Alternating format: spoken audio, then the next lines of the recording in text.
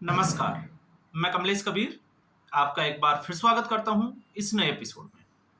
आज के इस एपिसोड में हम बात करेंगे कल उपराष्ट्रपति पद के लिए चुनाव होना है और उसके बाद देर रात तक संभावना है कि चुनाव परिणाम आ जाएगा। अब ऐसी स्थिति में एनडीए के उम्मीदवार सीपी राधाकृष्णन की जीत तय मानी जा रही है और दिखाई भी दे रही है। तो ऐसे में आप सोचकर देखिए कि कल इंडी गठबंधन का बहाना क्या होगा और कल इस चुनाव परिणाम के बाद आप देखिएगा विपक्षी गठबंधन, वैसे विपक्ष का संयुक्त उम्मीदवार जो है वो संयुक्त विपक्ष का उम्मीदवार बताया गया है, लेकिन उसके बाद आप सोचकर देखिएगा विपक्ष जो बात बोलने वाला है वो क्या होने वाली है, क्योंकि विपक्ष कल सुदर्शन रेड्डी की नैतिक या हम कहें कि जीत की घोषणा करने वाले हैं हार के बावजूद। क्योंकि इस वक्त आपको पता ही होगा एक नैरेटिव चलाया जा रहा है सरकार की उल्टी गिनती शुरू।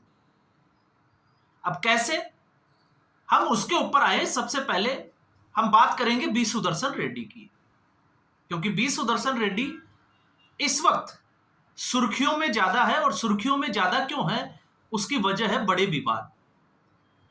और कहीं ना कहीं बी सुदर्शन रेड्डी ने यह भी बता दिया कि भारतीय न्यायपालिका काम कैसे करती है। अब जब मैं ये कह रहा हूं तो क्यों कह रहा हूं उसको हम थोड़ा सा समझने की कोशिश करेंगे।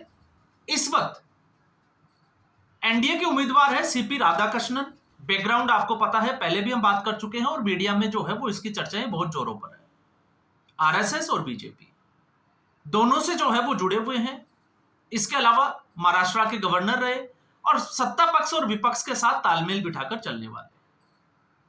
दूसरी तरफ सुदर्शन रेड्डी चाहे वो भोपाल त्रासदी का मामला हो या फिर नक्सलियों का मामला हो, तो विवादास्पद फैसलों से जुड़े हुए हैं और अब इस वक्त संयुक्त विपक्ष के उम्मीदवार हैं। अब ऐसे में अब तक आपने देखा कि सुदर्शन रेड्डी नक्सलियों का जो फैसला जो दिया गया था नक्सलवाद को लेकर, उसको ये बता रहे थे कि ये सुप्रीम कोर्ट का फैसला था, उनका फैसला नहीं था। अब सवाल ये खड़े होते हैं जब सुदर्शन रेड्डी की मुलाकात होती है लालू प्रसाद यादव से, तो आखिर लालू प्रसाद यादव से सुदर्शन रेड्डी की मुलाकात क्यों? लालू प्रसाद यादव के इस वक्त कितने वोट है लोकसभा में? अब ऐसी स्थिति में सवाल खड़े ये होते हैं कि लालू प्रसाद यादव उसी कोर्ट के द्वारा, उसी न्यायपालिका के द्वारा अलग अलग या हम कहें कि 6 अलग अलग केसों में सजा याफ्ता है।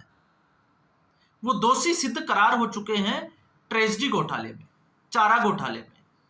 तो एक न्यायाधीश का जो अब रिटायरमेंट आ चुका है, कभी ना कभी इस न्यायपालिका से जुड़ा हुआ था और इस वक्त वो इस देश में लोकतंत्र बचाने की बात कर रहा हो और लालू प्रसाद यादव के साथ खड़े होकर चुनाव प्रचार कर रहा हो और फोटो सोशल मीडिया पे वायरल करा रहा हो, तो आप सोच सकते हैं कि हमारी न्यायपालिका किस तरीके से काम करती है। क्योंकि न्यायपालिका के किसी भी न्यायाधीश को ऐसे मामलों में जिसमें अगर कोई दोषी करार दिया जा चुका है, उस पर दोष सिद्ध हो चुका है, क्या उसके साथ मिलकर चुनाव प्रचार करके और चुनाव में जीतकर क्या लोकतंत्र को बचा सकते हैं? तो यहीं पे सुदर्शन रेड्डी जो है वो एक तरीके से एक्सपोज हो चुके हैं। इसके अलावा दूसरे जिस कारण की हम बात करते हैं, क्योंकि इस वक्त उल्टी गिनती की बात की जा रही है और दावा किया जा रहा है सुदर्शन रेड्डी की तरफ से कि उनकी जीत पक्की है। तो इस चुनाव में हमने पहले भी बात की थी कि सिर्फ और सिर्फ एक मैसेजिंग दी जा रही है। और मैसेजिंग क्या होगी? मैसेजिंग ये होगी क्योंकि इस चुनाव में क्रॉस वोटिंग सबसे बड़ा मुद्दा बनने वाला है। चुनाव परिणाम लगभग तय है 782 वोटों के लिए। अगर आप देखोगे तो 391 वोट जीत के लिए चाहिए, 312 वोट संयुक्त विपक्ष के पास है और 422 वोट एनडीए के पास है। तो ऐसी स्थिति में इस फासले को कवर करना विपक्ष के लिए बहुत मुश्किल है। लेकिन सवाल यह है कि दावे क्यों किए जा रहे हैं? दावे इसलिए किए जा रहे हैं क्योंकि क्रॉस वोटिंग तो होगी। और क्रॉस वोटिंग क्यों होगी? क्रॉस वोटिंग इसलिए होगी क्योंकि कोई भी राजनीतिक दल इस उपराष्ट्रपति पद के चुनाव के लिए व्हीप जारी नहीं कर सकता। अब ऐसे में किसी सांसद के ऊपर कोई एक्शन हो जाएगा राजनीतिक दल की तरफ से, ऐसा जो है वो मुमकिन नहीं है। तो दावे जो है वो सबके अपने अपने हैं। अब इन दावों पे अगर आप नजर डालते हैं तो हम देखते हैं कि क्रॉस वोटिंग कहां होगी। तो जो लोग ये सोच रहे हैं कि एनडीए की तरफ क्रॉस वोटिंग होगी, उसकी उम्मीद ना के बराबर है। लेकिन समाजवादी पार्टी में आप देख लीजिएगा, कल का जब चुनाव परिणाम आएगा तो समाजवादी पार्टी की तरफ से क्रॉस वोटिंग होगी और 101% होगी। इसके अलावा एमके स्टालिन की जो पार्टी है वहां से भी क्रॉस वोटिंग होगी और हो सकता है कांग्रेस के भी कुछ वोट जो है वो सीपी राधाकृष्णन को चले जाए। क्यों चले जाए? कारण जो है वो सबको पता है, बी सुदर्शन रेड्डी के साथ कितने लोग खड़े हैं और सीपी राधाकृष्णन के साथ कितने लोग खड़े हैं। लेकिन इन सब के बावजूद जब मैं ये कह रहा हूं कि हार निश्चित है, लेकिन कल आप देखिएगा विपक्ष अपनी नैतिक जीत बताने की पूरी कोशिश करेगा। और उसके पीछे का कारण क्या है आप खुद जरा सोचकर देखिए कि क्या कारण देने वाले हैं, क्योंकि विपक्ष के पास बहानों की कमी नहीं है। और बहाना कल जो है वो दिया जाएगा, तो कौन सा बहाना होगा? तो बहाना क्या होगा आज आप नोट करके देख लीजिए। बहाना यह होगा कि हामिद अंसारी को 2012 में 67% वोट मिले थे, क्योंकि उस वक्त वोटों की संख्या थी 786 और यूपीए 2 की सरकार थी। और यूपीए 2 ने उस वक्त आंकड़ा, क्योंकि उस वक्त यूपीए की तरफ से हामिद अंसारी जो है वो उम्मीदवार थे, राजनायक रह चुके थे, और दूसरी तरफ राष्ट्रीय जन लोकतांत्रिक जो गठबंधन है एनडीए, उसकी तरफ से थे जसवंत सिंह। तो वोटों की कुल संख्या थी वो 786, हालांकि 787, लेकिन हालांकि वोट जो है वो 736 पड़े थे। तो हामिद अंसारी को वोट पड़े थे उस वक्त 2012 में आप देखोगे तो 490 वोट।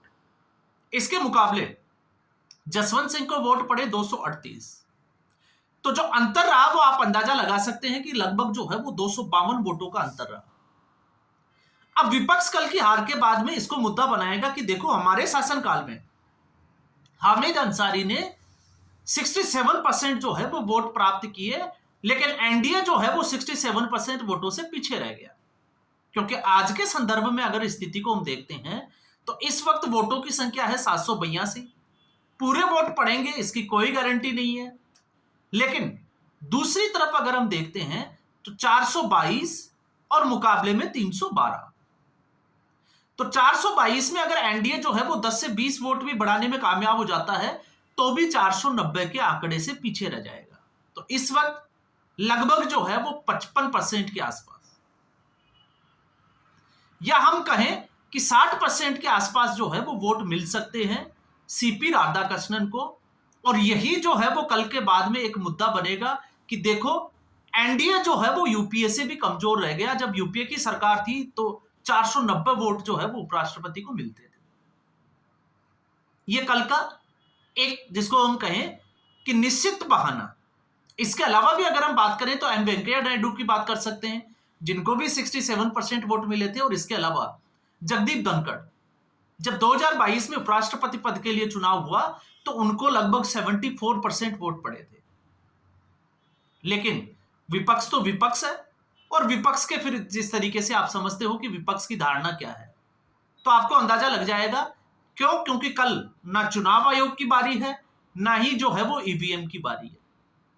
दोनों दल जो है, दोनों गठबंधन अपने अपने नेता के लिए जो है वो कमर कस चुके हैं। कल आपने देखा मॉकपोल हुआ एनडीए की तरफ से, और आज विपक्ष का मॉकपोल है, और उसके बाद में मल्लिकार्जुन खड़गे ने रात्रि भोज के लिए भी बुलाया है संयुक्त विपक्ष को। अब संयुक्त विपक्ष पे जो है बजाय इस वक्त जो है वो माहौल ये बनाया जा रहा है एनडीए के लिए। लेकिन बिहार के विधानसभा चुनाव में अभी जो है वो समय है, इसलिए उपराष्ट्रपति चुनाव के बाद में जिन लोगों को ये लगता है कि 9 तारीख को ये हो जाएगा, आप देखिए जो चाटुकारिता वाले जो आपको मीडिया प्लेटफॉर्म पे सारे पत्रकार मिल जाएंगे, वो किस तरीके की न्यूज चला रहे हैं, किस तरीके से देखो मोदी और शाह भाग रहे हैं, उनकी नाक में दम हो रखा है, लेकिन वो ये नहीं समझ पा रहे अभी भी, क्योंकि वो सिर्फ और सिर्फ कांग्रेस पार्टी को चूना लगा रहे हैं। कैसे लगा रहे हैं? आप सोचकर देखिए, एक तरफ एनडीए है जिसमें प्रधानमंत्री नरेंद्र मोदी आखिरी पंक्ति में बैठकर उस मॉक पोल में जो है वो शामिल हो रहे हैं, उस प्रक्रिया पर नजर बनाए हुए हैं, और दूसरी तरफ नेता प्रतिपक्ष है जो मलेशिया में मौज मस्ती कर रहे हैं। उनको बहुत ज्यादा थकान हो गई थी, वो थकान मिटाने गए हुए हैं। ये दोनों पार्टियों में एक राजनीतिक तौर से अगर आप अंतर देखोगे तो ये अंतर साफ तौर से जनता को दिखाई देता है। और इसलिए सीधे तौर पे, क्योंकि उपराष्ट्रपति पद का चुनाव जो है वो माननीय सांसदों के हाथ में है, जनता के हाथ में नहीं है, क्योंकि जनता सीधे इस चुनाव में भाग नहीं लेती है। और आपको पता ही है, राष्ट्रपति और उपराष्ट्रपति एकल संक्रमणीय पद्धति द्वारा इनका जो है वो चुनाव होता है राष्ट्रपति का, और उपराष्ट्रपति के चुनाव में राज्यसभा और लोकसभा के सभी सांसद हिस्सा लेते हैं। अब ऐसे में भले ही जो है वो नेता प्रतिपक्ष राहुल गांधी बन गए हो, भले ही विपक्ष की जो है वो पार्टी बन गए हो, लेकिन अगर कोई पार्टी इस तरीके से, क्योंकि आज के संदर्भ में जिस तरीके से नेपाल में जो घटना हुई है, तो विपक्ष के आज जान में जान और आ गई होगी, क्योंकि विपक्ष भी जो है वो कुछ इसी तरीके का सपना देख रहा है कि भारत में भी कुछ ऐसा होगा और शायद उसको सत्ता देखने को मिलेगी। लेकिन इस तरीके के जो एक्सक्यूज है उनकी तैयारी विपक्ष करके बैठा है। और आप देखिएगा, मैं आपको नाम भी बता सकता हूं इसमें, लेकिन आप कल जो है वो मैं चाहता हूं कि आप खुद देखिएगा कौन से नेता और कौन कौन से पत्रकार जो है वो टीवी चैनलों पर बैठकर जो मैंने आज जो बात बोली है हामिद अंसारी के साथ में इस चुनाव को 2012 के साथ कंपेयर करेंगे, और नैतिकता पर आप देखिएगा संयुक्त विपक्ष की जीत की घोषणा कर देंगे, और साथ में यह भी बोलेंगे कि हमने कहा था कि एनडीए जो है वो कमजोर हुई है। बस यही जो है वो दोनों गठबंधनों की राजनीति का फर्क है जिसे हमें समझना चाहिए।